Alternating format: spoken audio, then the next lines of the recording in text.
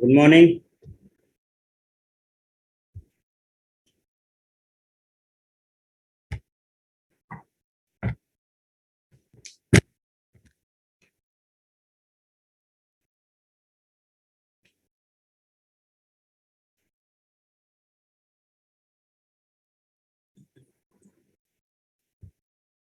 कल हम लोगों ने सिंधु नदी तंत्र देखा था, जिसमें हम लोग बात कर रहे थे कि मेन नदी हमारी कौन सी आई थी, सिंधु।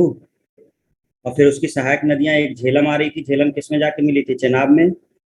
चेनाब आगे बढ़ी थी, इसी चेनाब में आकर के रावी मिल गई। इधर सतलज आ रही थी, और सतलज में कौन मिक्स हो गई थी? ब्यास मिक्स हो गई थी। और सबको लेकर के चेनाब जा करके यहाँ पे मिथन पोर्ट में पाकिस्तान में मर्ज हो गई थी। चलिए आप पॉइंट कुछ देख लीजिए। सिंधु की लंबाई कितनी है? 80 किलोमीटर। पाकिस्तान के अटक में सिंध नदी धरातल पर बहने लगती है। अटक में चेमायुंगडुंग ग्लेशियर, बोखरचू दर्रा या मानसरोवर झील के निकट से ये निकलती है, यहाँ से। ठीक है। सिंधु की सहायक नदियां कौन कौन सी? देखो, बाएं से कौन मिलती है, दाएं से कौन मिलती है? बाएं से कौन मिलेगी? झेलम, रावी, चेनाब, ब्यास और सतलज, ये बाएं से मिलती है। दाहिने में आपकी आती है श्योक, गिलगित, काबुल और गोमल, जो हमने बताया था आपको, उधर दाहिने से मिल रही थी। सिंधु जल समझौता हुआ था भारत पाकिस्तान के बीच 1960 में, सिंधु नदी के जल को लेकर। सिंधु, झेलम और चेनाब का पानी 20% भारत द्वारा उपयोग होगा, जबकि 80% पाकिस्तान के द्वारा। तो ये समझौता ये था कि ये जो तीनों नदियां हैं, सिंधु, झेलम और चेनाब, इनका 80% पाकिस्तान यूज करेगा और 20% केवल भारत। लेकिन नीचे की जो नदियां हैं, सतलज और रावी, ये इसका 80% भारत उपयोग करेगा। तो ये इस समझौते में कहा गया। तो दोनों के लिए बांटा गया कि किस नदी का जल कौन कितना उपयोग करेगा। झेलम के लिए है कि इसका पुराना नाम वितस्ता है, चेनाब का पुराना नाम अस्किनी है, रावी का परुषणी है, और सतलज का सतुद्री है, ब्यास का विपासा है। ये भी आपको थोड़ा सा ध्यान रखना होता है कि झेलम का वितस्ता है पुराना नाम, चिनाब का अस्कनी है, रावी का परुषणी या इरावती है, और सतलज का सतुद्री, ब्यास का विपासा। बाकी सारी चीजें आपके मैप में ही लिखी हुई थी। झेलम कहाँ से निकलती है? कश्मीर घाटी के पीर पंजाल पर्वत से निकलकर वेरीनाग झरने से निकलकर 212 किलोमीटर बहकर बूलर झील में मिलती है। श्रीनगर इसी के किनारे स्थित है। मुजफ्फराबाद से मंगला तक भारत पाक सीमा के समानांतर बहती है। मुजफ्फराबाद से मंगला, देखो हमने दिखाया था आपको, एक्चुअल में क्या बताया था आपको कि यहाँ पर जो ये मैप था झेलम वाला, आप इसको देखिए। ये वेरीनाग झरने से निकल करके 212 किलोमीटर बहकर बूलर झील में मिलती है। यहाँ से आगे बढ़कर समानांतर चलती है, मुजफ्फराबाद से मंगला पाकिस्तान बॉर्डर के समानांतर चलती है, और फिर आगे जा करके झुंग में मर्ज होती है चेनाब नदी से। तो वही पॉइंट लिखा हुआ है। ठीक है, श्रीनगर इसी के किनारे बसा हुआ है, पीर पंजाल पर्वत श्रेणी में स्थित। चेनाब के लिए क्या था? हिमाचल प्रदेश में चंद्रभागा कहते हैं। लंबाई इसकी 1180 किलोमीटर, बाड़ा लाचा दर्रे से निकलती है। सिंधु से कहाँ मिलती है? मिथन पोर्ट में मिलती है। क्यों? क्योंकि ये पहले मिलती है चेनाब में, और चेनाब से मिल करके फिर आगे, अरे चेनाब तो है ही है ये। चेनाब झेलम को लेकर के आती है, चेनाब नदी है, झेलम पहले इसमें मिलती है, और फिर चेनाब सबको लेकर के जाकर के मिथन पोर्ट में मर्ज हो जाती है। वही हमने बताया था कि सबसे बड़ी जो सहायक बोला जाता है वो चेनाब को बोला जाता है, क्योंकि चेनाब ही जाके वहां मिलती है। ये चेनाब ही जाके यहाँ पे मर्ज होती है। तो हिमाचल प्रदेश में से चंद्रभागा कहा जाता है, बड़ा लाचा दर्रे से निकलता है, फिर आगे चेनाब कहा जाता है, जाकर के मिथनकोट में मर्ज हो जाती है। झेलम इसी में आके मिलती है। इसके बाद आपका दूसरा था कौन सा? रावी, जिसको परोसड़ी कह रहे हैं। कहाँ से उद्गम है इसका? रोहतांग दर्रा, सेम वही रोहतांग दर्रे से ही है। ये देखिए आपका रावी ये आ रही है, ये रावी आपकी ये आ रही है, यहाँ से रोहतांग दर्रे से निकलकर ये इसमें जा रही है। ठीक है, 725 किलोमीटर लंबाई। ब्यास, विपासा, विपासा ये रही, ब्यास कुंड से निकलती है, हिमाचल प्रदेश से ही, लेकिन ये कहाँ मिलती है? सतलज में मिलती है। हरिके नामक स्थान पर सतलज से मिल जाती है। यहाँ पर हरिके नामक स्थान पर सतलज से मिल जाती है। सतलज का नाम है सतुद्री, राकसताल झील से निकलती है, सहायक नदी स्पीति नदी और 1050, ये आगे जाकर के आपका यहाँ से सिप्पिला दर्रे से होते हुए आती है, और ये जा करके यहाँ बहावलपुर के पास चेनाब में मिल जाती है। तो ये सारे पॉइंट्स हमने आपको बताए थे, बस थोड़ा सा आपको ध्यान रखना है, सिंधु नदी की लंबाई वगैरह याद रख।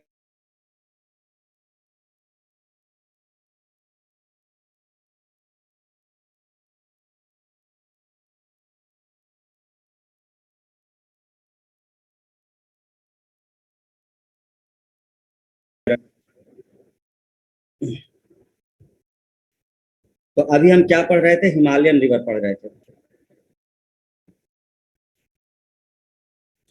जो हिमालय से निकलती है, हम वो पढ़ रहे थे। अब हम देखेंगे प्रायद्वीपीय भारत की नदियां। देखिए, यहाँ से हम लोगों ने शुरू किया था पुआतन ड्रेनेज सिस्टम। ड्रेनेज सिस्टम का मतलब होता है कि कितने क्षेत्र में वो पानी, मतलब उस नदी का बह रहा है, किन किन राज्यों से होकर कौन कौन सी सहायक नदी उसमें आ रही है। ये सब बातें हम लोगों ने की थी प्रायद्वीपीय वाले में। और जो रिवर सिस्टम था अफवाह तंत्र, सबसे बड़ा अफवाह तंत्र किसका है? सबसे बड़ा अफवाह तंत्र गंगा नदी का है। सबसे बड़ा अफवाह तंत्र गंगा नदी का है, फिर ब्रह्मपुत्र और फिर सिंधु का आता है। ठीक है, उसके बाद फिर दक्षिण भारत की नदियां आती हैं। तो हम लोगों ने देखा था, इसको फिर से देखते हैं। किसी क्षेत्र की जल प्रवाह प्रणाली से किसी क्षेत्र के जल को कौन सी नदियां अपने साथ बहाकर ले जाती हैं? अफवाह तंत्र ये कहते हैं कि कौन सी ऐसी नदियां हैं जो अपने साथ उस क्षेत्र के जल को लेकर जाती हैं। इसलिए अपवाद क्षेत्र बोला हमने ड्रेनेज सिस्टम की, पूरा क्षेत्र से जो जल आ रहा है, जरूरी नहीं कि वो केवल गंगा के रिवर ही जा रहा है, उसमें जो सहायक मिल रही होंगी और वो जहां से आ रही होंगी वो सब उसका अपवाह तंत्र होगा। जैसे गंगा में यमुना आके मिल रही है, तो यमुना जहां जहां से होके आ रही होगी, अब यमुना में जो आपकी सहायक मिल रही है, बेतवा सिंध के, ये सब पूरा अपवाह तंत्र कहलाएगा गंगा का। एक निश्चित चैनल के माध्यम से हो रहे प्रवाह को, जल प्रवाह को हम अपवाह कहते हैं। अपवाह तंत्र इन चैनल के जाल को अपवाह तंत्र कहा जाता है। नदी द्रोणी रिवर बेसिन, बड़ी नदियों के जल ग्रहण क्षेत्र, मतलब वही रिवर बेसिन वही होता है कि जहां जहां से वो जल लेकर आ रही है, जल ग्रहण क्षेत्र पूरा वही नदी बेसिन कहा जाता है, नदी घाटे। तो क्वेश्चन इस तरह से भी आता है कि किस किस रिवर का बेसिन सबसे बड़ा है। तो किस रिवर का बेसिन बड़ा है, इसका मतलब अपवाह तंत्र ही पूछ रहा है वो, क्षेत्रफल के आधार पर।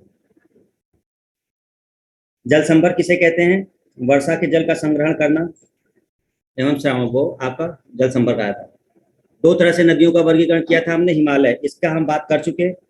हिमालय की हमने बताया था अभी अभी आपको, सारे न तंत्र जो बताए।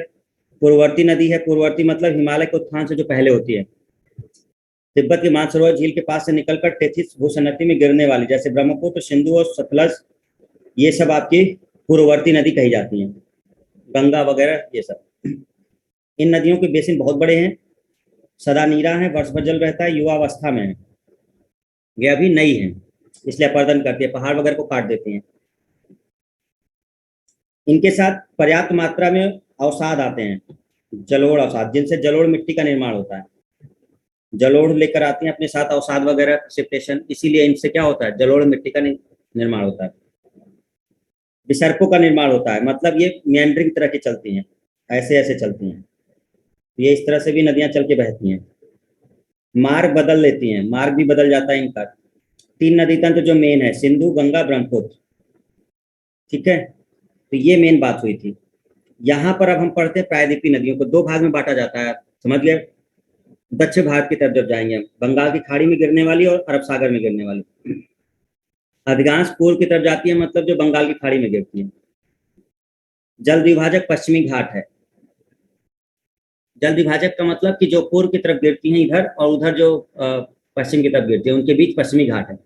तो पश्चिमी घाट से इधर वाली, पश्चिम की तरफ वाली अरब सागर में गिर जाती है, पश्चिम घाट से उस साइड वाली बंगाल की खाड़ी में जा चली जाती है। नर्मदा ताप्ती दो ऐसी नदियां हैं जो आपकी एस्चुरी का निर्माण करती हैं, एस्चुरी का निर्माण करती हैं, और ये भ्रंश घाटी से बहती हैं। कई बार क्वेश्चन आया है ये, भ्रंश घाटी से बहने वाली नदियों के नाम, नर्मदा और ताप्ती। ठीक है, और ये एस्चुरी का निर्माण करती है, ये अरब सागर में गिरती है। मौसमी नदियां हैं, मतलब ये सदा नीरा नहीं है, बरसात पर ये निर्भर है। ठीक है, गंगा की टोटल लेंथ कितनी है? 2525 किलोमीटर। गंगा की टोटल लेंथ है 2525 किलोमीटर। ठीक है, जलोढ़ निक्षेपों की कमी होती है, क्योंकि इनके साथ जलोढ़ नहीं आते। यहाँ पर जलोढ़ आता है, मिट्टी अपने साथ बहुत सारी चीजें बहा के लिए आती हैं ये, लेकिन ये नहीं ला पाती। इनके पास विसर्पण होता है, इस तरह से बहती है, लेकिन ये सीधे बहती हैं। ज्यादातर ये विसर्पण क्रिया नहीं करती, ये वाली करती हैं। नदियों का मार्ग सीधा एवं रेखिक होता है, जबकि ये ज्यादातर मार्ग बदल लेती हैं। अब देखिए, हिमालय वाली ज्यादातर बदल लेती हैं, कोसी वगैरह हो गई, ये सब इसीलिए वो होती हैं। एस्चुरी क्या होता है और डेल्टा क्या होता है? देखिए, डेल्टा क्या होता है कि डेल्टा, जब नदियां जाती हैं सामने, सपोज करो कि ये रिवर आ रहा है, ठीक है, ये रिवर आ रही है, गंगा रिवर, और यहाँ पर कोई पर्वत वर्वत है, इस साइड कोई पर्वत है, यहाँ नदी की धारा आ रही है, पूरी चली आ रही है, तो इधर से आगे, और यहाँ सागर है, जैसे बंगाल की खाड़ी है। अब ये जैसे यहाँ आगे जाने वाली होती है, तो यहाँ से ये कई वितरकाओं में बढ़ जाती है, ऐसे जाके गिरती है। और इनके बीच क्या होता है कि जगह जगह अवसाद इकट्ठा हो जाते हैं,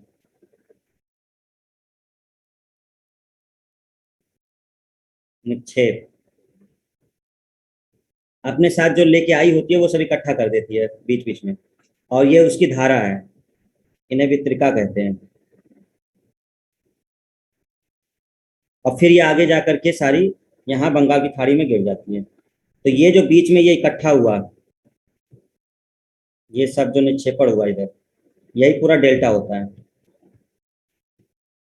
तो कहा जाता है कि नदियां अपने मुहाने पर, मुहाना जहाँ पे वो गिरती हैं, मुहाने पर डेल्टा बनाती हैं। तो मुहाना वो होता है जहां पर वो जिस सागर में गिरने वाली होती है। सर, गंगा ब्रह्मपुत्र से छोटी है लंबाई में, हाँ छोटी है, लेकिन भारत में सबसे लंबी है, क्योंकि गंगा की टोटल लंबाई 2525 किलोमीटर है, ये पूरी भारत में है ना। 2525 किलोमीटर ये भारत में है पूरी, इसलिए भारत की सबसे लंबी नदी गंगा आती है। ब्रह्मपुत्र की लंबाई 28 29 जो किलोमीटर बताए हैं, ये तीनों देशों का मिला के है, तिब्बत का मिला के है, भारत का मिला के है, और बांग्लादेश का मिला के है। भारत में टोटल लेंथ थोड़े ना ये 2900 किलोमीटर इसकी टोटल लेंथ है पूरे तीनों देशों की। इसलिए जब पूछा जाता है भारत की सबसे लंबी नदी कौन, तो वो गंगा है, क्योंकि भारत में ये पूरी बहती है 2500 किलोमीटर, कुछ पोर्शन बांग्लादेश में पड़ता है, बाकी पूरा का पूरा ये गंगा यहीं बहती है। ठीक है, तो ये ध्यान रखना होगा।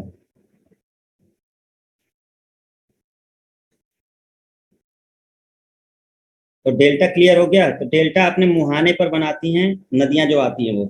एस्चुरी ऐसे नहीं बनता, एस्चुरी में सब कुछ इकट्ठ, जैसे ये नर्मदा आ रही है, और यहाँ पर आपका अरब सागर है, ये गुजरात की तट सीमा लगी हुई है, इधर से आ रही है। तो अब इधर से जब आ रही होती है ये नर्मदा इधर, तो यहाँ कुछ नहीं, ये सीधा गिरा देती है, सब कुछ सागर में गिरा देगी, यहाँ पे इकट्ठा नहीं करेगी। जो मटेरियल लेके आई होगी वो सब वहां गिरा देती है। ठीक है। तो एक्चुअली में क्या होता है कि जैसे मुहाने पर जो चीजें इकट्ठा हो रही थी ना, आप देख रहे थे सब इकट्ठा हो रहा था, ये सब नहीं होता। ये नदी सीधे आती है और सीधे सब कुछ सागर में गिरा देगी सीधा, जबकि डेल्टा मुहाने पे बनेगा। यहाँ सागर है, नदी यहाँ है, तो इस मैदान में डेल्टा बन जाएगा। और एस्चुरी का मतलब होता है कि जो अवसाद होते हैं वो जो अपने साथ लेके आई है वो सीधे सागर में गिराएगी, वहीं जहाँ पे वो जा रही होगी वो वहीं गिराएगी, उसके पहले वो नहीं स्थापित नहीं करती वो। तो गंगा नदी की लंबाई 2525 किलोमीटर है, लेकिन सबसे बड़ा प्रवाह तंत्र है, और भारत की सबसे लंबी नदी भी गंगा ही है।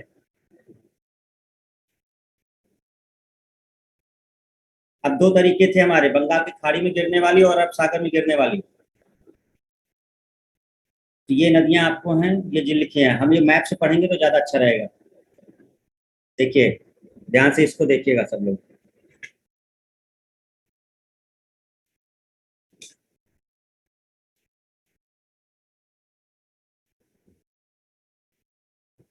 ये है पश्चिमी घाट, ये पश्चिमी घाट है, ये जो हरे कलर से कर रहे हैं ये पश्चिमी घाट है, और इस साइड है पूर्वी घाट, इधर आपका पूर्वी घाट है ये सब, इस तरफ का ये पूरा पूर्वी घाट आता है इस साइड। ठीक है, पहले हम एक तरफ की नदियों को देखते हैं। जो बंगाल की खाड़ी में गिरती हैं। बंगाल की खाड़ी में गिरने वाली नदियां इधर से है, सबसे ऊपर से आप देखिए दामोदर, ये आ रही है।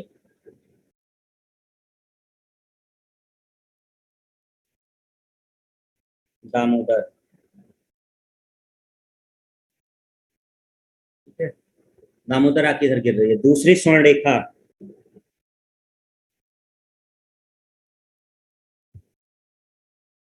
तीसरी ब्राह्मणी,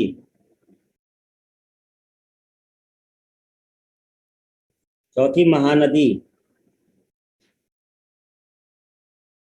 उसके नीचे गोदावरी,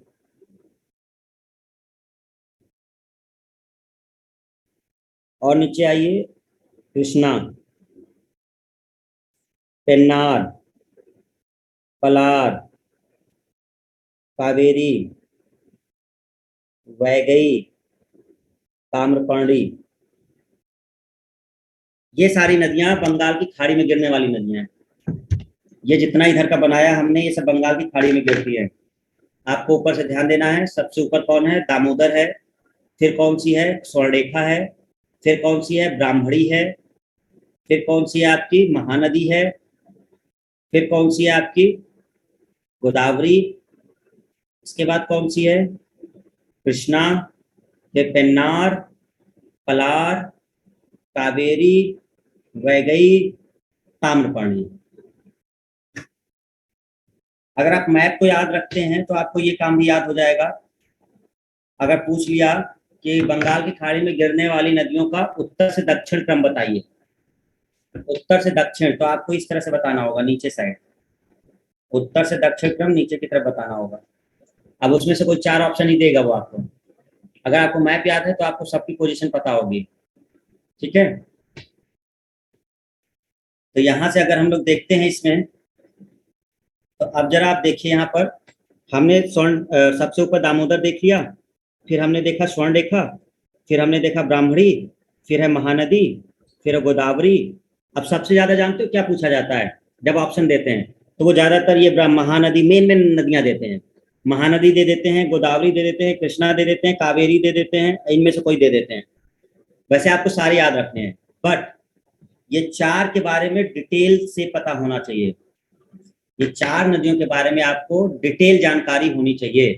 कहाँ से निकलती हैं, ठीक है, किन राज्यों से होकर बहती हैं, और फिर ये जाकर के अपने मुहाने पे डेल्टा बनाती हैं या एस्टुरी बनाती हैं। दूसरा पॉइंट, इनका बेसिन किसका बड़ा है, मतलब इनका जो अफवाह तंत्र है, महानदी का ज्यादा बड़ा है, गोदावरी का है, कृष्णा का, कावेरी का किसका बड़ा। तो ये सारी चीजें करनी है। कोई अगर पहाड़ी है जहां से निकल रही है, उस पहाड़ी का नाम याद रखना होगा। ये कुछ मेन पॉइंट है जो आपको इन चारों के लिए पढ़ना ही होता है। महानदी, गोदावरी, कृष्णा, कावेरी, और कभी कभी इन नदियों के लिए इनकी सहायक नदियां भी आती हैं। ये जो चार बता रहे हैं, महानदी, कृष्णा, गोदावरी और कावेरी, तो इनकी सहायक नदियों को भी ध्यान देना पड़ता है। इनकी सहायक नदियां कौन सी हैं, ठीक है ना। ये कुछ छोटे छोटे पॉइंट है जो आपको ध्यान देने होंगे। वैसे हमने कोशिश की है कि बहुत सारी चीज कहीं मैप पर ही हमने लिख दिया है, लेकिन अगर बहुत नहीं है तो पीडीएफ में आपका है, जहां पर ये टॉपिक लिखा होगा। एक एक नदी का डिटेल डिस्क्रिप्शन है। जैसे महानदी हेडिंग होगी, तो महानदी के अंदर सब कुछ लिखा होगा। कितनी लंबाई है इसकी, किन क्षेत्रों से बहती है, कौन से राज्य से होके जाती है, कितना क्षेत्रफल है इसका, मतलब कितना बेसिन कवर करती है, सब कुछ डिटेल में वहाँ। अब यहाँ सब कुछ डिटेल में नहीं लिख सकते थे, ठीक है ना। तो उसमें आपका हर चीज पॉइंट दिया हुआ है। इधर से आप अगर देखें, इस साइड से देखिए, ये अरब सागर में गिरने वाली इधर नदियां हैं। कौन गिर रही है? देखो इधर भादर नदी, ये नदी आ गई भादर, इधर गुजरात की तरफ देखो, तो गुजरात की तरफ आपका ये भादर नदी आ गई इस साइड, तो ये भादर नदी हो गई, ठीक है। इधर आती है सतरंजी, सतरंजी नदी। ये है साबरमती, साबरमती। ये है माही, माही नदी। ये इधर से नर्मदा आती है, ये नर्मदा आती है, यहाँ से नर्मदा आती है। नीचे से आपकी ताप्ती आती है, ये ताप्ती, नीचे से आपकी ताप्ती आती है, ये सब इधर गिर रही है। और मेन क्वेश्चन यहीं से होता है बट नीचे वाली भी देख लो। मांडवी नदी इधर आती है, जुआरी आती है, शरावती, गंगा बेली, इधर पेरियार, इधर भरतपुझा। तो ये जो नदियां हैं ये आपकी अरब सागर की तरफ गिरती है। स्थान आपको थोड़ा ध्यान देना पड़ता है। जैसे अगर हम बात करें भादर नदी की और सतरंजी की, तो गुजरात का सौराष्ट्र क्षेत्र है। ये नीचे वाला जो पार्ट है इसको सौराष्ट्र कहा जाता है। ये जो पार्ट है ये पूरा ये सौराष्ट्र वाला, तो ये पार्ट सौराष्ट्र होता है। ऊपर वाला ये कच्छ है, ये कच्छ का रण है। तो गुजरात का जो ऊपर वाला पार्ट है वो कच्छ का रण कहलाता है, नीचे वाला पार्ट आपका सौराष्ट्र कहलाता है। तो भादर और वो जो दोनों नदियां हैं, भादर और सतरंजी, ये दोनों नदियां आपकी अरब सागर में गिरती हैं इधर से। और साबरमती, साबरमती के लिए खास पॉइंट है। साबरमती के किनारे या साबरमती के किनारे ही दो मेन शहर आपके देखने को मिलते हैं। ये कई बार क्वेश्चन आ चुका है, अहमदाबाद और गांधीनगर। अहमदाबाद और गांधीनगर। गांधीनगर पहले पड़ता है और इधर पहले ऊपर गांधीनगर पड़ता है, फिर आपका आगे चल करके मैप में दिखाया है, थोड़ा सा भी ध्यान दोगे तो याद हो जाएगा। तो पहले आपका गांधीनगर पड़ता है और फिर आता है अहमदाबाद। ध्यान रखिएगा, ये लोग जुड़वा बहन भी कही जाती हैं, जुड़वा शहर कहे जाते हैं। जो आसपास शहर होते हैं एक दूसरे के, उन्हें जुड़वा शहर कहते हैं। तो अहमदाबाद साबरमती जुड़वा शहर है। ठीक है ना, ये भी ध्यान रखिएगा, कभी कभी इस तरह के क्वेश्चन आते हैं। ये साबरमती के किनारे है। एक ऐसी नदी जो कहीं सागर में नहीं जाके गिरती, वो वहीं बीच में विलुप्त हो जाती है, लूनी नदी। कई बार क्वेश्चन रिपीट हुआ है, कई बार क्वेश्चन आया है, कौन सी नदी स्थल में ही खत्म हो जाती है, जो सागर तक नहीं पहुंचती? लूनी नदी। ये कच्छ के रन में ही जाकर विलीन हो जाती है, कच्छ के रन में ही जाकर खत्म हो जाती है, कहाँ गई पता नहीं, आगे वो जाती ही नहीं है। तो लूनी नदी, जो थोड़े से अलग होते हैं वो क्वेश्चन जरूर पूछे जाते हैं।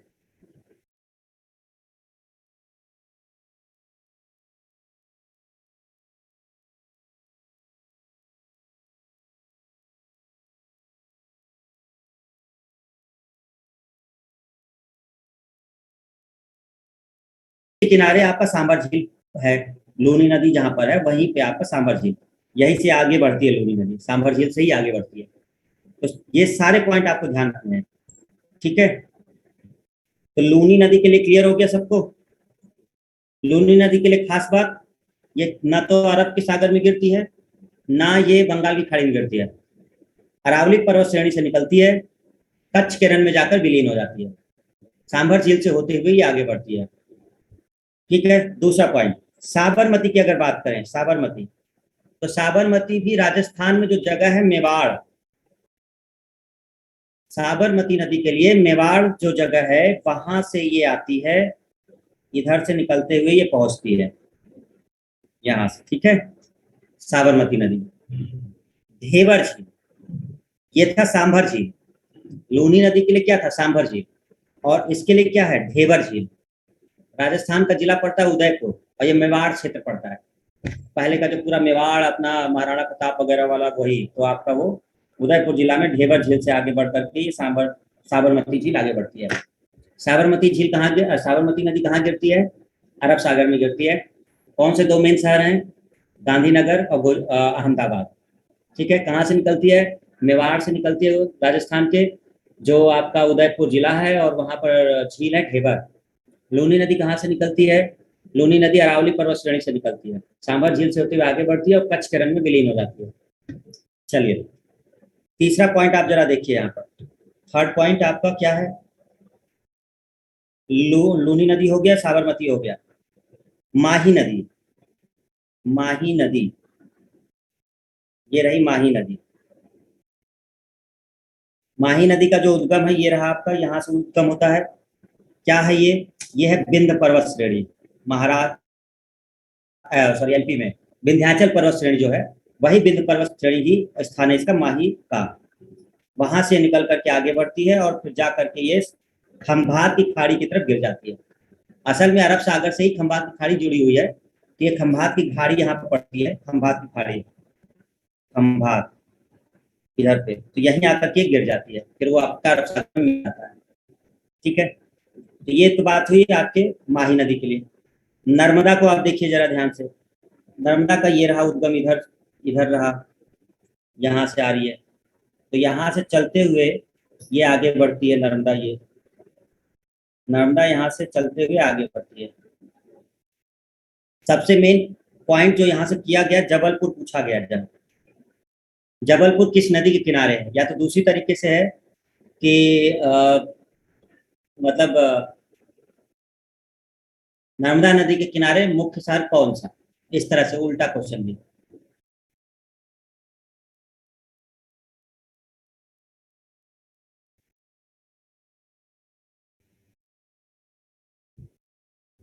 मेवाड़ से कौन सी नदी होते हुए जाती है? साबरमती। फिर यहाँ से ये आगे बढ़ती है और ये नर्मदा आगे बढ़कर के यहाँ गिरती है। यहाँ पर एक जगह है गुजरात में, ये गुजरात का क्षेत्र है, इसे कहते हैं भड़ौच। भड़ौच। तो नर्मदा भड़ौच, यानी पूछा जाए कि ये जब अरब सागर में गिरती है तो वहां पे क्या मुहाना है, मतलब कहाँ पे मुहाना जहाँ पे गिरती है? तो भड़ौच है। गुजरात में पड़ता है भड़ौच, इसको मुहाना बोलेंगे कि यहीं पर ये जाकर के गिर जाती है महासागर में। कहाँ से निकलती है? तो ये आपकी निकलती है, ये रहा, मैकाल पहाड़ी पर स्थित अमरकंटक से।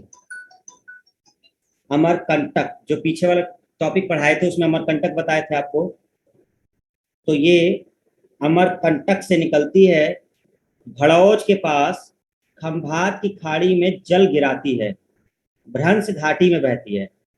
जो दो तरफ से पहाड़ी रहती है, मतलब क्या होता है, घाटी हो जाता है। जैसे अगर भ्रंश पहाड़ी समझो आप, तो दरार पड़ जाती है, जैसे खिंचाव होगा तो बीच में खाई टाइप का बन जाता है।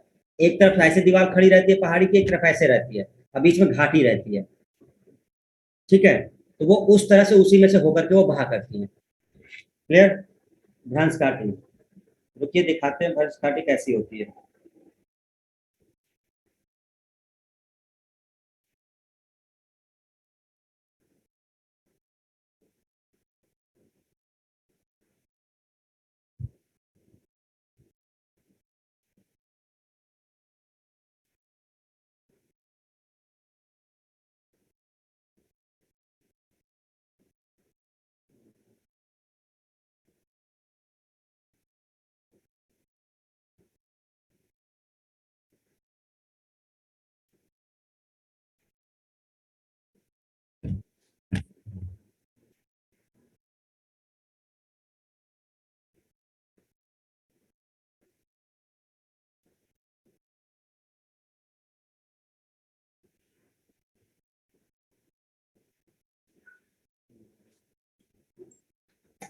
नेट पे भी चेक कर सकते हो भ्रंश घाटी का।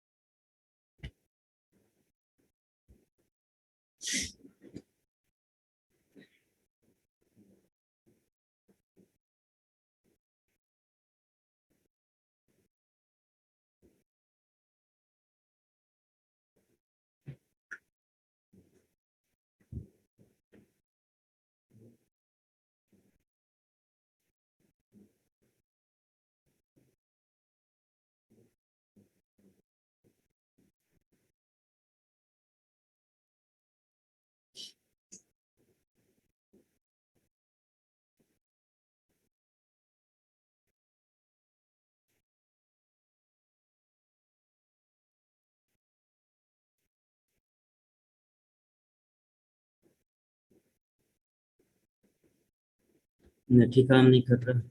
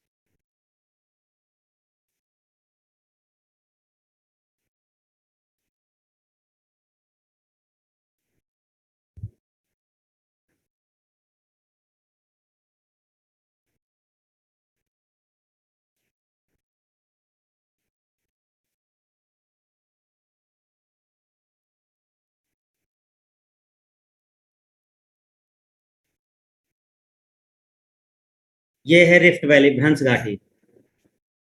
ये जो भ्रंश घाटी है आपकी, ऐसे ही है, और इन्हीं के बीच से ही आपका नदी बहती है, नर्मदा वाली। तो ये कहीं और का है, great rift valley, east Africa rift, rift valley Kenya का है। ऐसी ही घाटियां होती है जिनको रिफ्ट घाटी कहा जाता है, भ्रंश घाटी कहा जाता है। और जो नीचे आपको दिख रहा है, यहीं से नदी होकर बहा करती है। तो नर्मदा ऐसे ही बहती है, ऐसे ही घाटियों से होकर के बहती है वो। तो उसी को कहा जाता है भ्रंश घाटी, नर्मदा और ताप्ती दोनों। ठीक है, तो भ्रंश घाटी से होकर बहा करती है।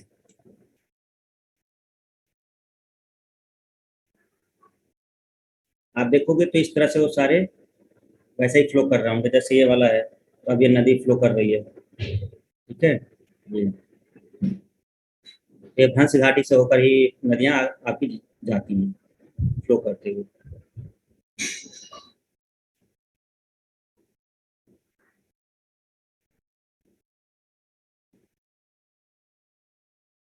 तो ये जो नर्मदा है वो वैसे ही आपके फ्लो करते हुए पहुंचती है। तो दोनों नदियां ऐसे जाती हैं, एक आपकी नर्मदा भी जाती है, नर्मदा ये जो है, नर्मदा क्यों, रीजन क्या है? देखो ऊपर क्या है, इस साइड इसके विंध्य पर्वत श्रेणी है, इधर, इधर विंध्य पर्वत श्रेणी है, और नीचे कौन सी है? नीचे सतपुड़ा है, इधर सतपुड़ा है नीचे। तो नीचे साइड सतपुड़ा है, और उधर ऊपर साइड जो है वो आपका विंध्याचल है। ठीक है, जो जिधर पड़ता है ये। तो इस तरह से ये चीजें हैं आपकी, तो इन्हीं के दोनों के बीच से ये बहती है आपके नंबर। तो वही लिखा हुआ है, पर्वत श्रेणी मैकाल है, अमरकंटक जगह है। ठीक है, भड़ौज के पास ये खंबात की खाड़ी में गिरती है, और भ्रंश घाटी में बहती है। तो भ्रंश घाटी में होकर ये बहा करती है, इतना बस ध्यान रखना है आपको। ओके, ठीक, चलो आगे चलते हैं।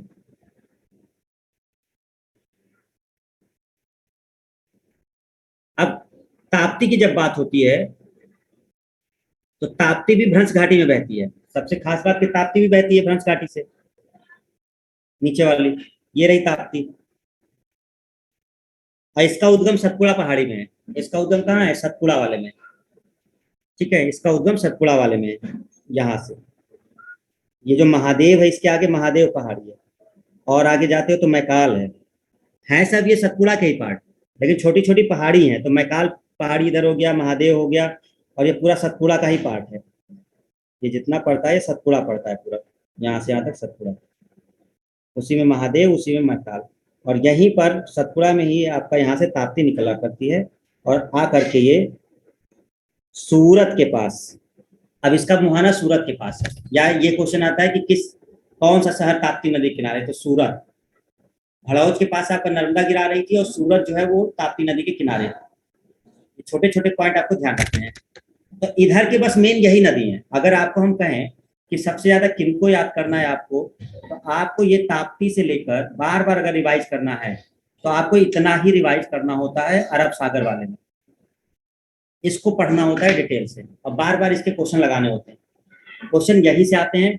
बाकी नीचे की नदी हम इसलिए पढ़ लेते हैं कि मान लो कभी अगर वो आ गया तो, इसलिए हम नीचे की नदियां देखा करते हैं।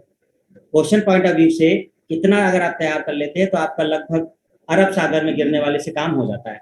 कौन कौन सी नदी? लूनी नदी, फिर कौन सी नदी आपकी? साबरमती, माही, नर्मदा और ताप्ती, गिन के 5 नदी। इनको डिटेल में पढ़िए, और फिर आप दूसरी नदियों पे फोकस करते हैं जो अरब सागर में गिरती हैं।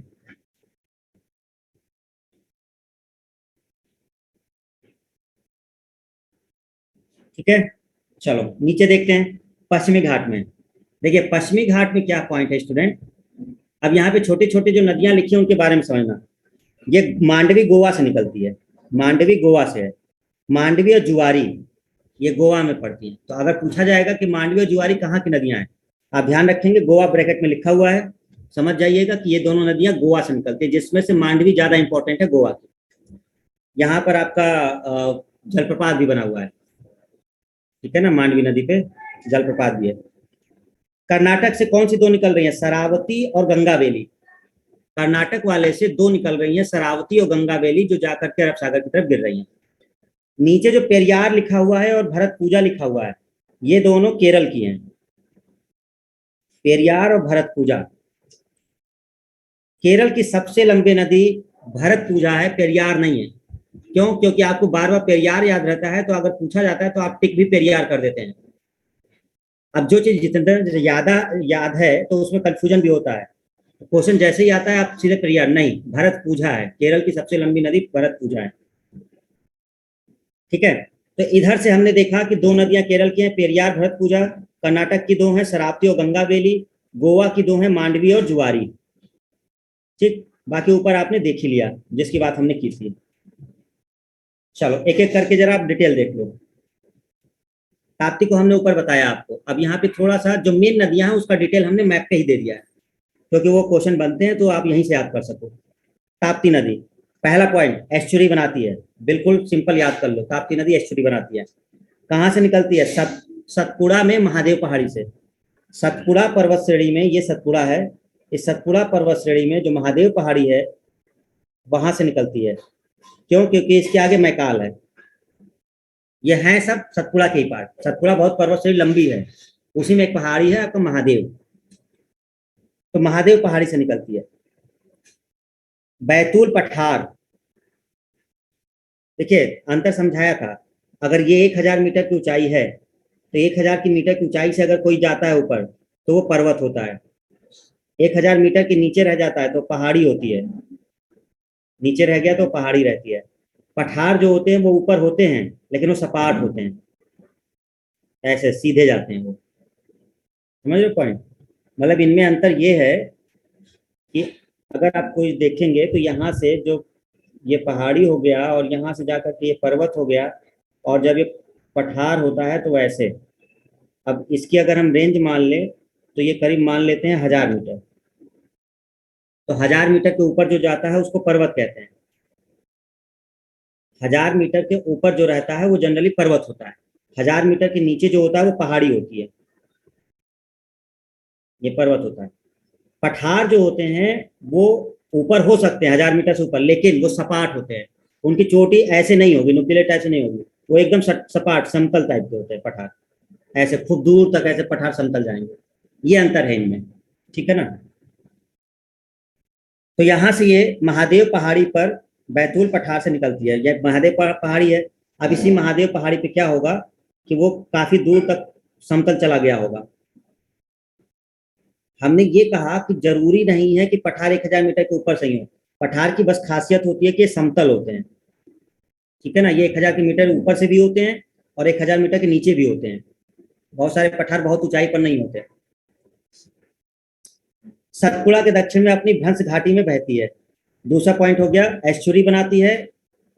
बैतूल पठार यानी महादेव पहाड़ी से निकलती है, भ्रंश घाटी में बहती है।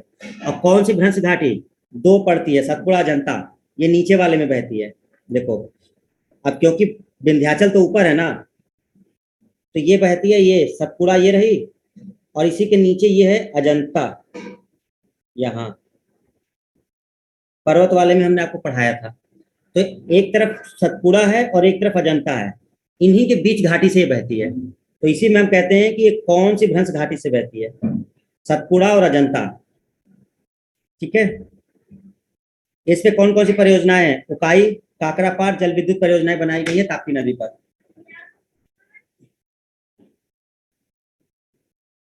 ताप्ती नदी कहाँ से निकलती है? ताप्ती नदी कहाँ से निकलती है? बैतूल पठार, महादेव पहाड़ी में बैतूल पठार। और महादेव पहाड़ी किसका भाग है? सतपुड़ा पर्वत श्रेणी का। बैतूल पठार है महादेव पहाड़ी का पार्ट, और महादेव पहाड़ी पार्ट है आपके सतपुड़ा रेंज का। ओके।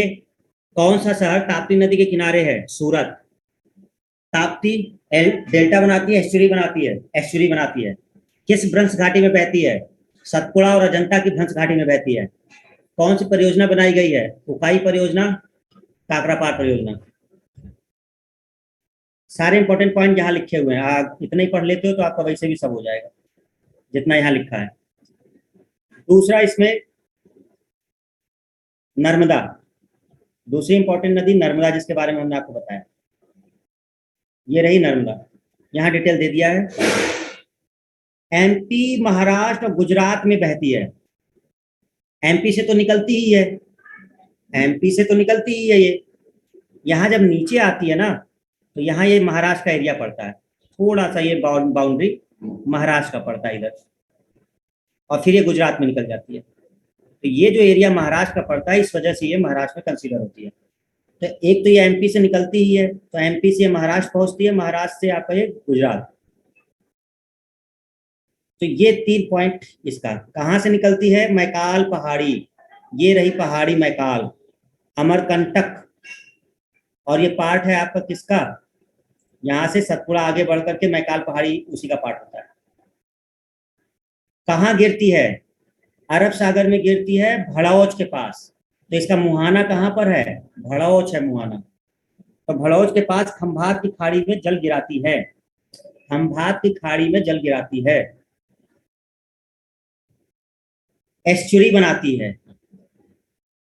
सरदार सरोवर बांध बना हुआ है, और इसी नदी पर बना है धुआंधार और कपिलधारा जलप्रपात, मतलब झरना। धुआंधार और कपिलधारा, धुआंधार और कपिलधारा।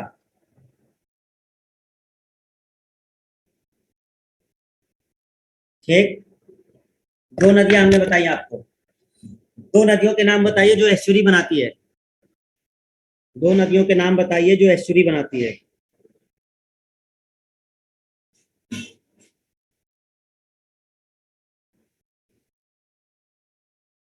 नर्मदा और ताप्ती।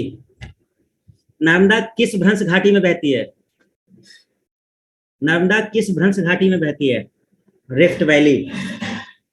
नर्मदा किसके भ्रंश घाटी में बहती है? नर्मदा विंध्याचल और सतपुड़ा की भ्रंश घाटी में बहती है। विंध्याचल और यानी विंध्य पर्वत और सतपुड़ा। नर्मदा कहाँ से निकलती है? अमरकंटक, अमरकंटक मैकाल पर्वत पर आपका अमरकंटक जो जगह है छोटी, वहां से निकलती है। कितने राज्यों से बहती है? 3 से। 3 से, एमपी, महाराष्ट्र और गुजरात। नर्मदा का मुहाना कहाँ पर है? नर्मदा का मुहाना कहाँ पर है? भड़ौच, खंभात की खाड़ी में जल गिराती है। कौन सा जलप्रपात इस नदी पर है? धुआंधार और कपिलधारा। धुआंधार और कपिलधारा। कौन सा बांध बना है इंपॉर्टेंट? सरदार सरोवर बांध। सरदार सरोवर, पिछले वाले में हमने आपको बांध बताया था, सरदार सरोवर वाला। चलिए ताप्ती नदी के बारे में बताइए। कौन सी भ्रंश घाटी में बहती है ताप्ती नदी? कौन सी भ्रंश घाटी में बहती है ताप्ती नदी? ताप्ती नदी सतपुड़ा और अजंता की भ्रंश घाटी में बहती है। ताप्ती नदी सतपुड़ा और अजंता, नीचे है, सतपुड़ा और अजंता की भ्रंश घाटी में बहती है। कौन सा मेन शहर ताप्ती नदी के किनारे है? कौन सा मेन शहर ताप्ती नदी के किनारे है? सूरत। सूरत। ताप्ती एस्चुरी बनाती है, डेल्टा बनाती है? ताप्ती एस्चुरी बनाती है। ये अपना पूरा अवसाद सागर में गिराएगी, ना कि अपने मुहाने पर। सीधा सब कुछ ले जाके वहां गिरा देती है। और जो भी भ्रंश घाटी में बहती है ना स्टूडेंट, वो एस्चुरी ही बनाती है। ज्यादातर जो भ्रंश घाटी में बहती हैं वो एस्चुरी का ही निर्माण करती है, क्योंकि डेल्टा तब न होगा जब मैदान मिलेगा उन्हें। मैदान उन्हें मिलता ही नहीं है, वो भ्रंश घाटी से होकर बहती रहती हैं, क्योंकि डेल्टा का निर्माण मैदान पे होता है। सागर में गिरने से पहले जब मैदान मिलता है तो वहां पे डेल्टा का निर्माण हो जाता है। तो ये एस्चुरी बनाती हैं। दोनों क्लियर? आगे आते हैं नीचे, अब इधर वाली नदियों को देखते हैं। यहाँ से शुरू करते हैं हम लोग मेन। सबसे पहले आप महानदी को देखिए। आप महानदी को देखिए, ठीक है। ये आ रही है महानदी, ये यहां से महानदी चली आ रही है।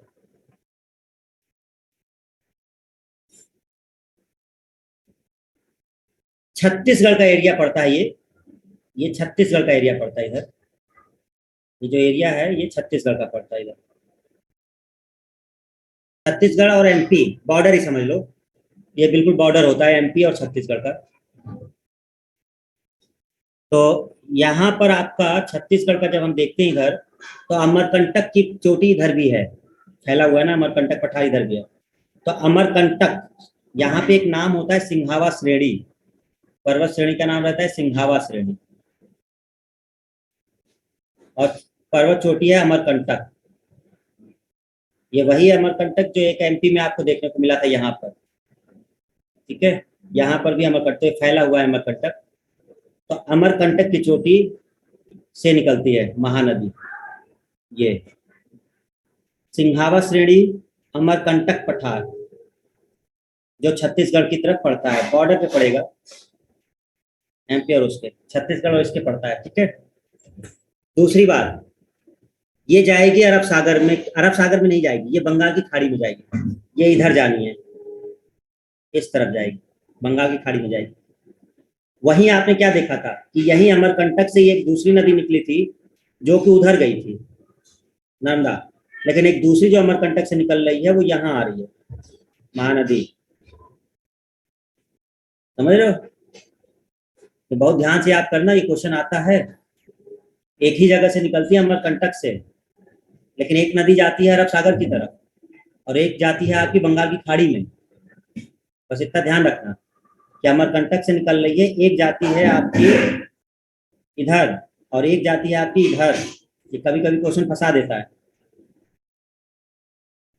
तो ये आपका महानदी यहाँ पर आकर रहती है। मुहाना कहाँ पर है? कटक के निकट बंगाल की खाड़ी, मुहाना बोलते हैं जहां पर वो मिलती है सागर में, मुहाना जहाँ पे वो गिरती है। तो ये क्वेश्चन आता है कि इसका मुहाना कहाँ पर है। कटक उड़ीसा में पड़ता है, तो ये एरिया उड़ीसा वाला रहता है। आपको पता होगा कि महानदी नदी पर ही हीराकुंड बांध बना हुआ है। आप ऐसे याद कर सकते हो, भाई हीराकुंड बांध कहाँ बना है? महानदी पर। तो महानदी पर अगर हीराकुंड बांध बना है तो वो उड़ीसा में हुआ। तो जो मुहाना है इसका, वो भी उड़ीसा में है, और वो जगह कहाँ पर है आपका? कटक नाम का जगह है, वहां पर ये जाकर के इसमें गिर जाती है, ठीक है। इसका क्वेश्चन ये पूछा गया है पेपर में, जोंक वाला, जोंक और तेल, ये दोनों पेपर में आ चुका है। इन्होंने असल में सहायक नदी पूछा था। तेल जो है वो इनमें से किस नदी की सहायक नदी है, ये क्वेश्चन किया गया है, ठीक है।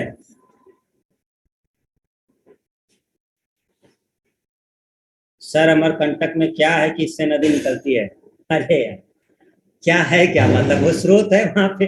अब तुम कहो गंगा गंगोत्री से क्यों निकलती है, ठीक है, यमुना यमुनोत्री से क्यों निकलती है, सब स्रोत है वहां पर उनके निकलने का, ठीक है, प्राकृतिक स्रोत है वो सब, ठीक है। देखिए हम टू द पॉइंट अभी आपको इसलिए समझ, क्योंकि पीडीएफ में बहुत कुछ है, आप उसको डिटेल पढ़ते रहिए, लेकिन जो बात हम बता दे रहे हैं उसको याद कर लिए तो तुम्हारा वैसे ही चीजें बन जाएंगी, क्योंकि मेन मेन क्वेश्चन यही से बनते हैं। तो हम इसलिए मेन मेन बता रहे हैं ताकि वो भूले ना आपको, वो हमेशा याद रहे, मेन मेन नदियां। नहीं तो नदियां बहुत हैं, कंफ्यूजन क्रिएट हो जाता है, तो उसके चक्कर में हमारा जो आने वाला क्वेश्चन होता है वो भी छूट जाता है। सबसे बड़ी दिक्कत ये होती है। तो हम पहले उसको याद कर लें जिनसे क्वेश्चन ज्यादा बनते हैं। तो महानदी में आपने देख लिया, सहायक नदी हमने बोल दिया, दोनों याद कर लीजिए बिल्कुल। सहायक नदी इसकी है शिवनाथ, हंसदेव, मंड, डूब। इन्होंने पूछा था तेल, एक नाम निकाला था इन्होंने, और तेल नदी का पूछा था कि तेल किसकी सहायक नदी है। तो अब भाई कोई भी पूछ सकते हैं, जितनी भी उनके सहायक नदी है कोई भी आ सकता है।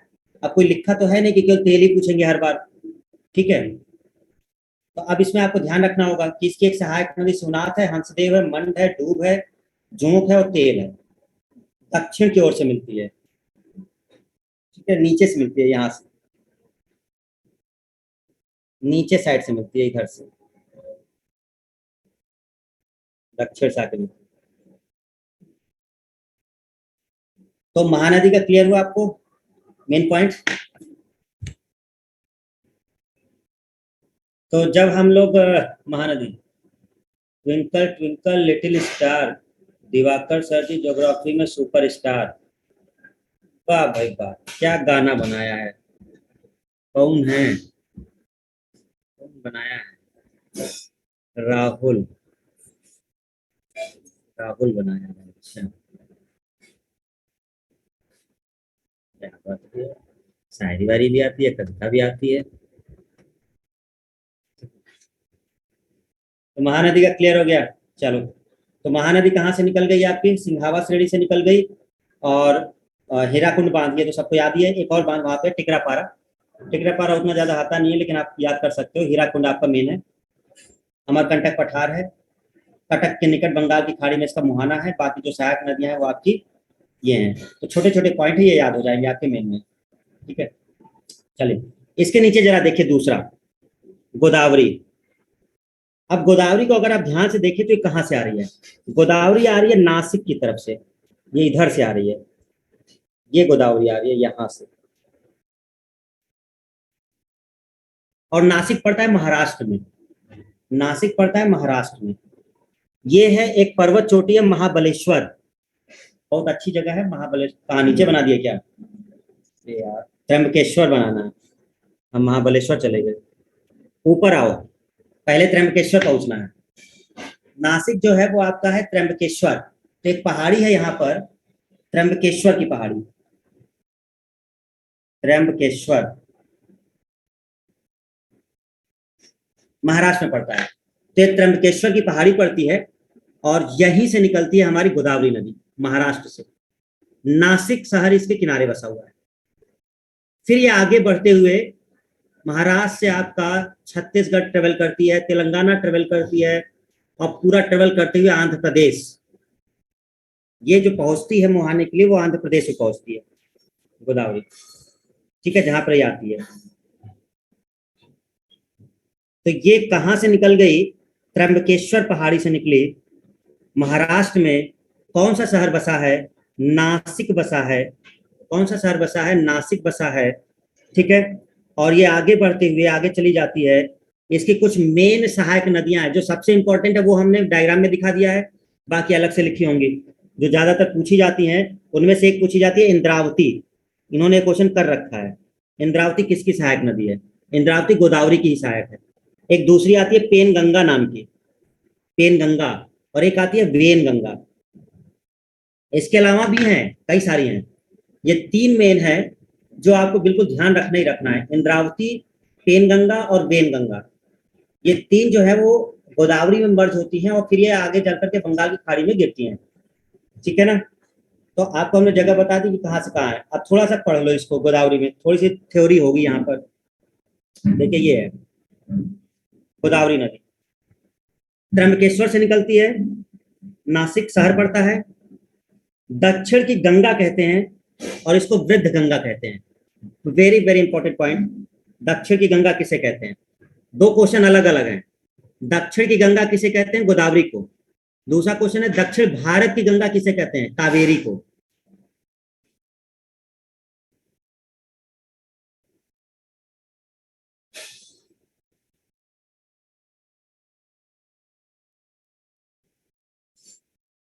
दक्षिण भारत की गंगा कावेरी को कहा जाता है, कावेरी। और दक्षिण की गंगा गोदावरी को कहते हैं।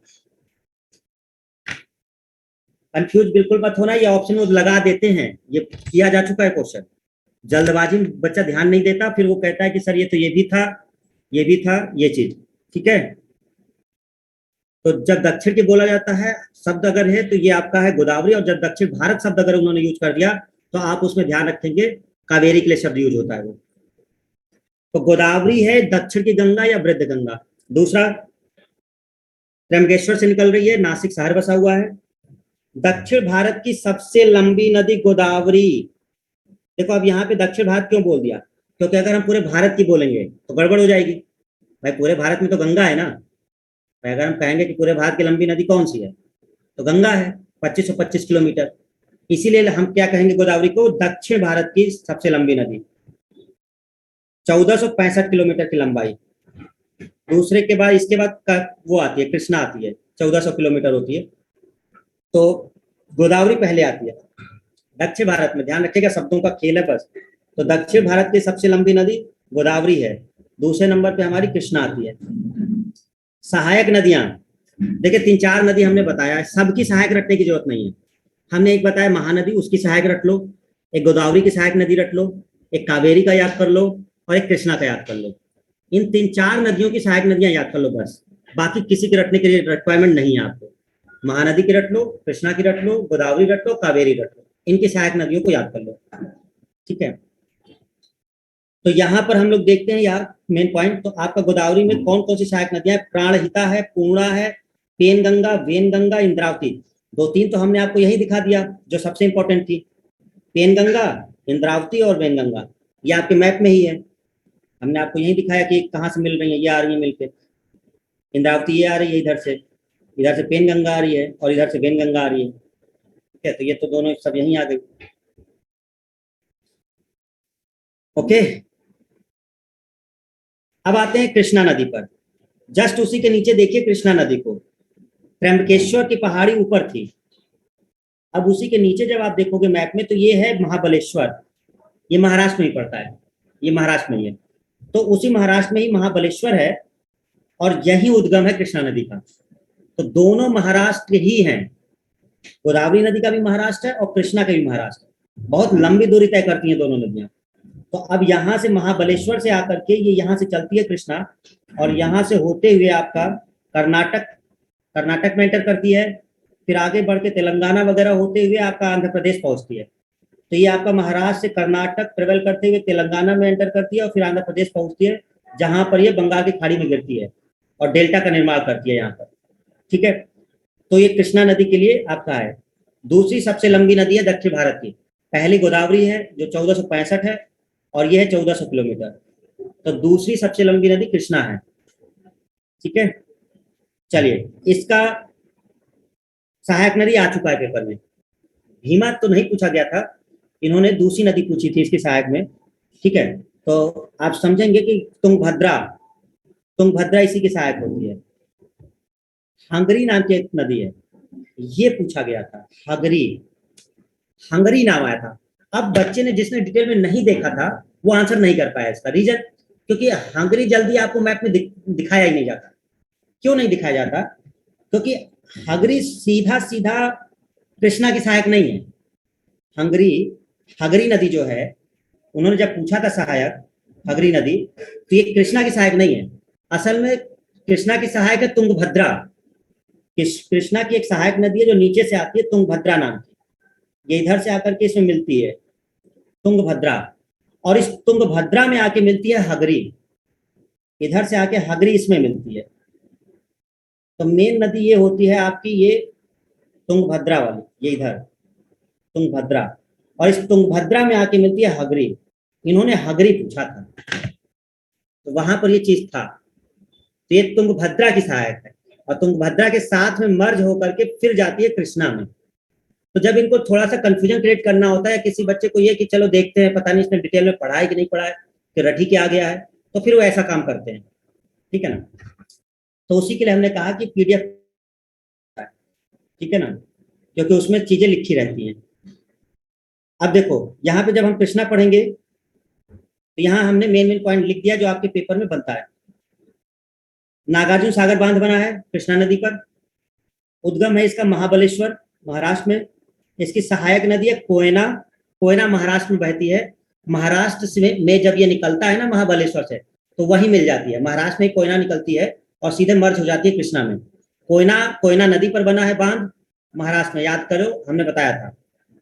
कोयना, कोयना, कोई राष्ट्र महान नहीं है, तो कोयना बांध, कोयना नदी महाराष्ट्र, और कोयना नदी कृष्णा नदी में ही मिल जाती है महाराष्ट्र में ही।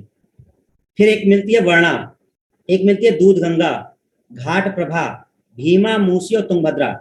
सबसे इंपॉर्टेंट इसमें याद करने वाले दो तीन है, भीमा आपको नहीं भूलना है, मूसी नहीं भूलना है, तुंगभद्रा नहीं भूलना है। ये तीन आपको बिल्कुल नहीं भूलना है कृष्णा का, भीमा, मूसी और तुंगभद्रा। और यही क्वेश्चन आया था हंगरी किसकी सहायक है?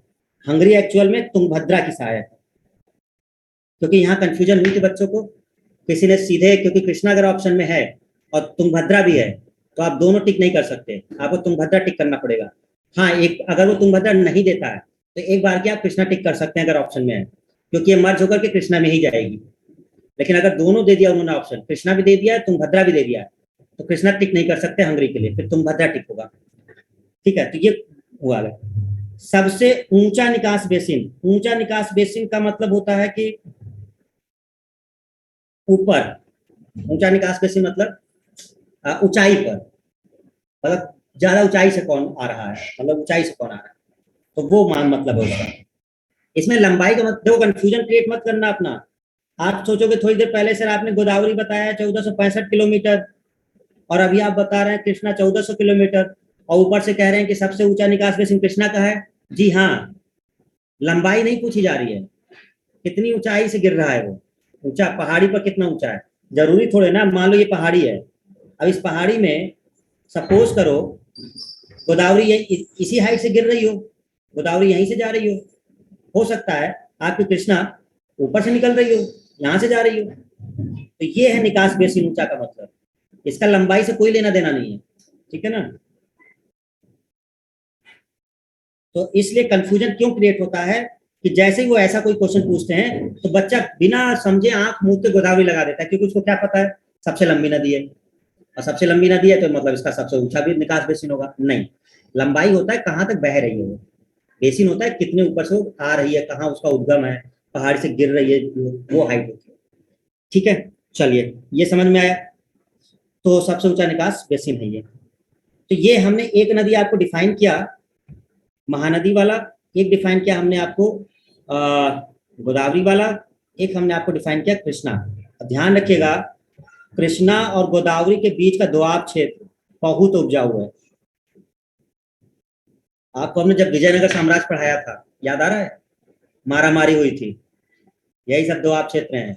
ये जो तुंगभद्रा का इधर दोआब क्षेत्र था इस साइड, उसके लिए मारा मारी हुई थी। इधर आपका कृष्णा गोदावरी ये पूरा उत्तरी सरकार तट यही है। कृष्णा गोदावरी का ये जो इधरी का इलाका क्या कहलाता है, उत्तरी सरकार तट, बता चुके हैं सब पहले। ये नौदन पड़ता है, इसके नीचे का क्या पड़ता है, कोरोमंडल तट। तमिलनाडु में जो जाता है वो आपका कोरोमंडल होता है, कृष्णा से नीचे पूरा कोरोमंडल तट है। इधर कृष्णा के इधर का पूरा जो है आपका वो उत्तरी सरकार तट है, ठीक है। तो ये मेन हो गया। अब एक मेन नदी आपके नीचे कावेरी, जिसको आपको बिल्कुल डिटेल में ध्यान देना है। कर्नाटक में एक जगह पड़ती है ब्रह्मगिरी पहाड़ी, ये कर्नाटक में पड़ता है। देखो ये दोनों पढ़ रहे थे महाराष्ट्र में, गोदावरी और कृष्णा जो पढ़ रहा था वो महाराष्ट्र में पढ़ रहा था, लेकिन जो आपकी कावेरी है वो कहाँ पड़ती है, कावेरी पड़ती है कर्नाटक। ब्रह्मगिरी एक पहाड़ी है, वहां से निकलती है, ठीक है ना, और फिर ये फ्लो करते हुए आगे बढ़ती है कावेरी, और जाके बंगाल खाड़ी में मिल जाती है। कावेरी के लिए बहुत सारे पॉइंट है, कावेरी के लिए बहुत सारे पॉइंट है जो एग्जाम के लिए बनते हैं, बड़े ध्यान से इन सारे पॉइंट को आप देख लीजिएगा। उद्गम कहाँ है इसका, ब्रह्मगिरी पहाड़ी है जो कर्नाटक में है। एक बहुत इंपॉर्टेंट वाटरफॉल है इस पर, शिव समुद्रम वाटरफॉल, शिव समुद्रम जलप्रपात यहाँ बना हुआ है। दक्षिण भारत की एकमात्र नदी जो 12 मासी नदी है, पूरे 12 महीने जल होता है इसमें। ये क्वेश्चन सीधा सीधा एग्जाम में है, दक्षिण भारत की वो एकमात्र नदी बताइए जो 12 मासी नदी के नाम से जानी जाती है, कावेरी नदी, ठीक है, जिसमें 12 महीने पानी होता है, ये सूखती नहीं है नदी। कहाँ पे जल गिराती है, कावेरी पत्तनम के निकट बंगाल की खाड़ी में जल गिराती है। यहाँ जब ये जाती है तो तमिलनाडु की तरफ उधर आपका कावेरी पत्तनम पड़ता है। अच्छा, याद करने का तरीका, कावेरी नाम इसका भी है, ऑप्शन अगर आएगा तो कावेरी नाम से ही ऑप्शन है, कावेरी पत्तनम तुरंत टिक हो जाएगा वो, ठीक है ना। कावेरी मतलब कावेरी पत्तनम, तो वो मुहाना उसका वहां पर है। सहायक नदियों से इसका क्वेश्चन आ चुका है, कबीनी पूछा गया था, ये वाली नदी पूछी गई थी कबीनी। इन्होंने पूछा था कि इसमें से कौन सी नदी कावेरी की सहायक है। इन्होंने 4 ऑप्शन दिए थे, ऑप्शन दे के इन्होंने पूछा तो 4 नदियां थी, कौन सी कावेरी की सहायक है ये क्वेश्चन किया गया था। तो इन्होंने यहाँ से कबीनी को उठाया था, ठीक है। हर एक से के क्वेश्चन उठाया जा चुका है पेपर में। देखो कावेरी से कबीनी उठाया गया था, यहाँ से हंगरी उठाया गया था। अगर आपके हम एसएससी जेई वाले की बात करें, यहाँ से इन्होंने तेल का क्वेश्चन उठाया था। तो सबसे इन्होंने लगभग लगभग हर साल एक एक क्वेश्चन उठाए हुए हैं सहायक नदियों से, ठीक है। तो अब अगर हम ये याद करते हैं इसमें, तो कई सारी नदियां हैं, आप देख लीजिए, केवल अब हम वही नहीं पढ़ेंगे और भी पढ़ते हैं। हेमावती है, लोकापावनी है, कबीनी है, भवानी है, ये भी बहुत इंपॉर्टेंट है। भवानी सागर बांध बना है इस पर, डायरेक्ट क्वेश्चन एक आ जाता है, भवानी सागर बांध। कई बार आपको याद ही नहीं आता कि भवानी सागर बांध कहाँ है। अब जिसको ये याद आ जाएगा कि सर भवानी नदी तो वहां पर है, तो भवानी नदी अगर वहां है तो भवानी सागर बांध भी वहीं होगा, ठीक है। अमरावती है, लक्ष्मण तीर्थ है, एक बहुत इंपॉर्टेंट शहर है जो पूछा जाता है पेपर में, तिरुचिरापल्ली। जैसे हमने आपसे पूछा था सूरत किस नदी किनारे, आपने कहा ताप्ती। हमने कहा नासिक किसके, गोदावरी। वैसे ही कावेरी के किनारे इंपॉर्टेंट शहर कौन, त्रिचुरापल्ली। त्रिचुरापल्ली जो कावेरी के सबसे किनारे आपका है एक इम्पोर्टेंट। और त्रिचुरापल्ली का हिस्ट्री में कई बार नाम आ भी चुका है। त्रिचुरापल्ली का युद्ध के समय इसका नाम कई बार आ चुका है, युद्ध हो चुका है इधर त्रिचुरापल्ली के पास।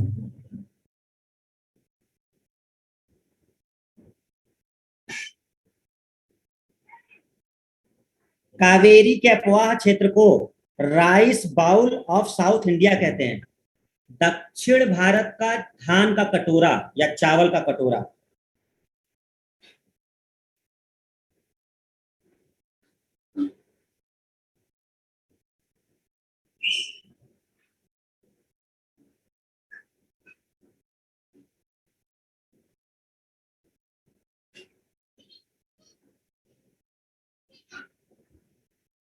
दक्षिण भारत का चावल का कटोरा कहा जाता है कावेरी के अपवाह क्षेत्र को। कावेरी नदी जो पूरा उसका अपवाह तंत्र है, पूरा जहां तक करती है वो होता है।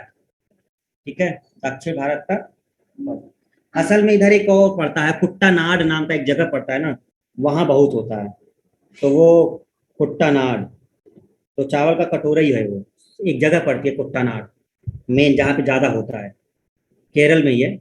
इसी केरल में, ये कावेरी तो इधर हो गया, कावेरी का पाछे, ठीक है ना। तो केरल में एक पड़ता है कुट्टानाड, वो भी रहता है आपका नीचे। तो दक्षिण भारत का चावल का कटोरा कौन है, कावेरी के अपवाह क्षेत्र को। कावेरी, ध्यान रखिएगा कावेरी केरल में बहती है, इस अंदाजे में मत रहिएगा। ये जरूर यहाँ बना है, लेकिन थोड़ा सा पोर्शन कावेरी का जाता है यहाँ पे, जब बाउंड्री आती है ना केरल की, ये कुछ क्षेत्र नीचे लगता है, क्योंकि सहायक नदी आती है ना। अपवाह क्षेत्र की बात हो रही है ना, अपवाह क्षेत्र में उसकी जो सहायक नदियां हैं उस कावेरी में जुड़ती हैं। सहायक नदियां आकर इसमें कनेक्ट होती हैं। ये सब जो ये लिखा हुआ है, अब इसमें हमने सब दिखाया नहीं है।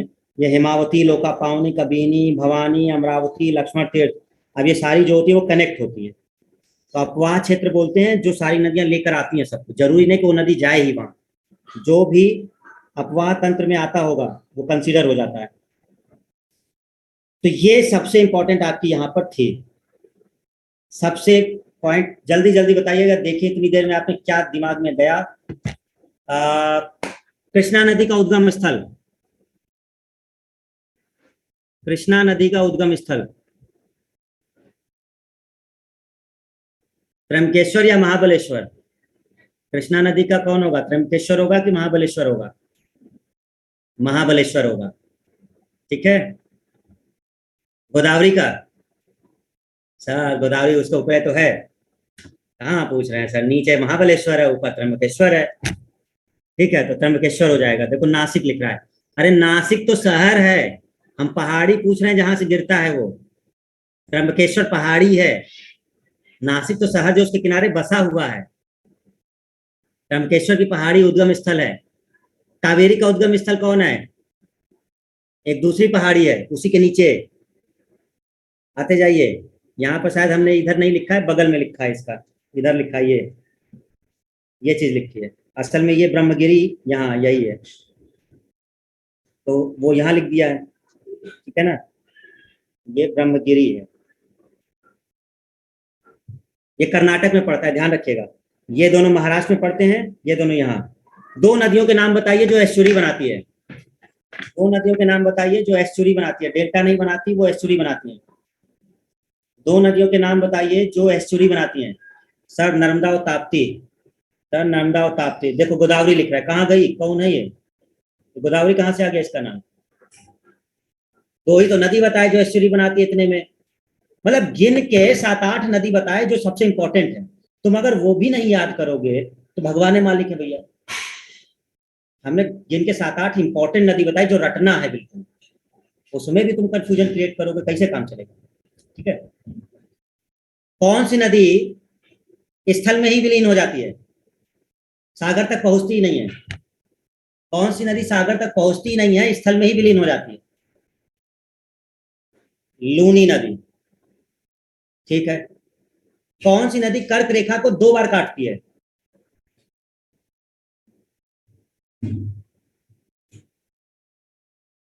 माही नदी, माही नदी, माही नदी। नर्मदा के किनारे बसा हुआ सबसे इंपॉर्टेंट शहर का नाम बताइए, जो अपने लिए काफी अच्छे माना जाता है। नर्मदा के किनारे बसा, ठीक, नर्मदा के किनारे बसा जबलपुर, एकदम सही है। कबिनी किसकी सहायक नदी है? कबिनी कावेरी की है सर। ठीक है, आज के लिए इतना ही रखते हैं। कल आप हम आगे इसके डिटेल देखेंगे, ठीक है ना। कल बाकी नदियों का हम देख लेंगे। आज हमने इंपॉर्टेंट सारी बता दी, कल बाकियों का हम लोग डिस्कशन कर लेंगे जो बची हैं। ओके, एक बार रिवाइज कर लीजिएगा, चीजें याद हो जाए। Okay, thank you everyone.